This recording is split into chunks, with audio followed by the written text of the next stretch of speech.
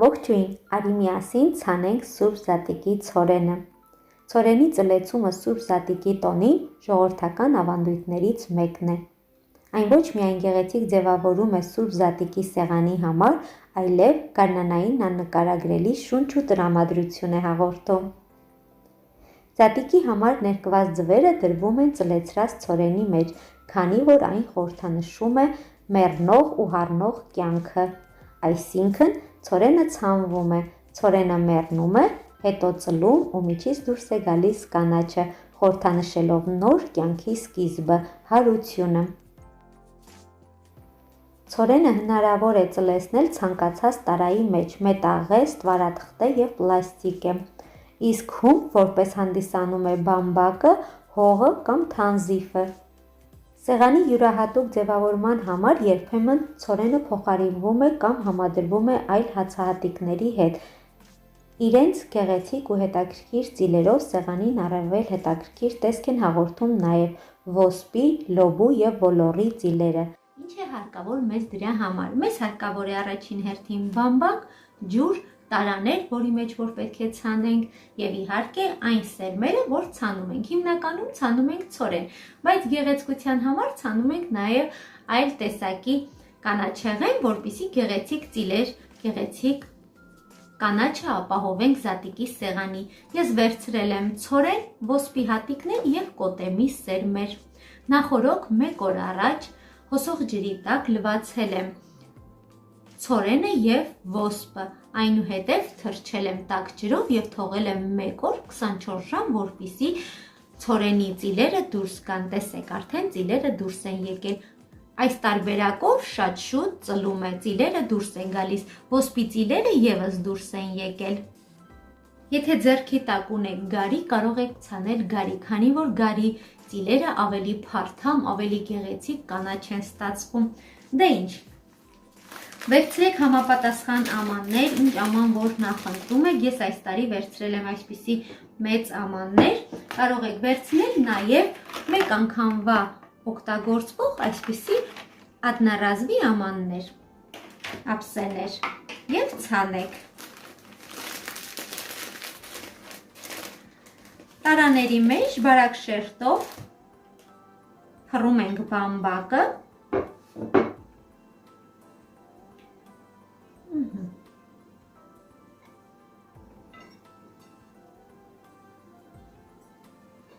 Կարող եք նաև ցանել մարլյայի վրա։ Շատ եք հարցնում, Արև ջանիս, կարող ենք ցանել բամբակե դիսկերի վրա։ Ես փորձել եմ այդ տարբերակով, մի տարի ես ինքս ցանել եմ բամբակե դիսկերի վրա, ասեմ, որ լինում է։ Ուղղակի բամբակե դիսկերը շատ հաստ են եւ ծիլերը, արմատային համակարգը, երբ որ ուզում է թափանցի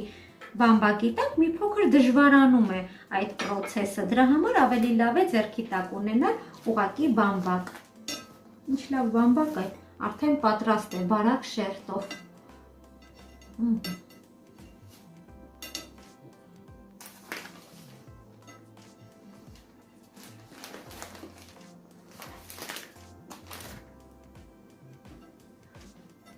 Տասից 12 օրը արդեն բավական է, որպեսզի ունենաք Զատիկի սեղանին շատ գեղեցիկ ծիլեր,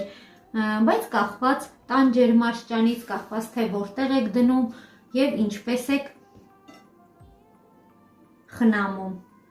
Բամբակները ամանների մեջ տեղավորելուց հետո թրջում ենք ամբողջովին բամբակը։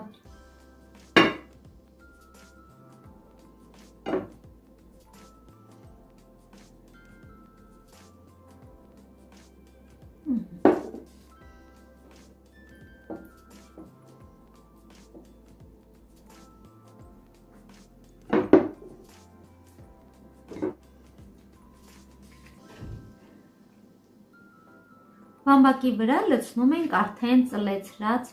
ցորենը եւ գեղեցիկ տարածում ենք։ Ցանելուց հետո ես ինքս թողնում եմ խոհանոցային սեղանի վրա։ Այնպիսի տեղ դրեք, որպեսզի արևը շատ չլինի, որպեսզի ծիլերը շուտ չչորանան եւ ժամանակ առ ժամանակ հարկավոր է խոնավեցնել, որպեսզի ծիլերը չչորանան։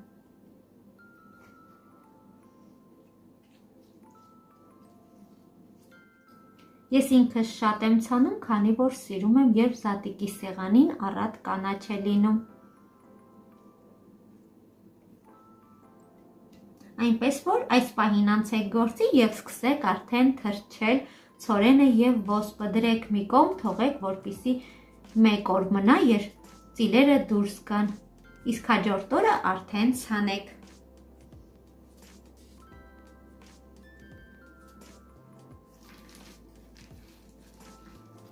Տեսեք, ոսպի ծիլերը ևս ամբողջովին դուրս են եկել։ Քանի որ բամբակը ամբողջովին թրջել եմ, իսկ հատիկները իրենք ջրի մեջ են, այլևս ջուր չեմ լցնի։ Ջրելուց ուշադրություն դարձրեք, որպեսզի շատ էլ չջրեք, այդ դեպքում հատիկները կնամշեն։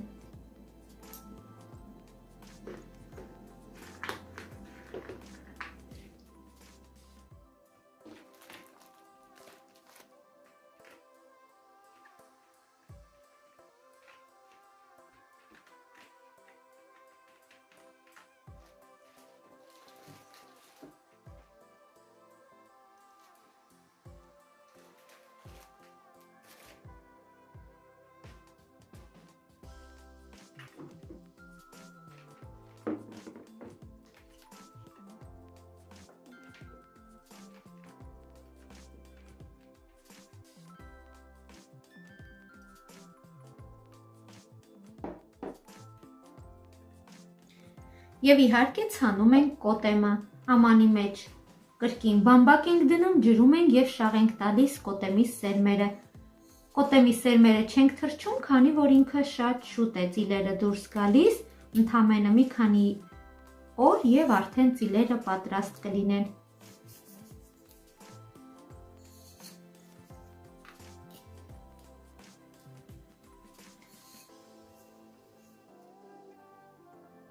Այսօր էլ այսքանը թանկագիններս, բոլորիդ մաղթում եմ ուրախ զատիկ։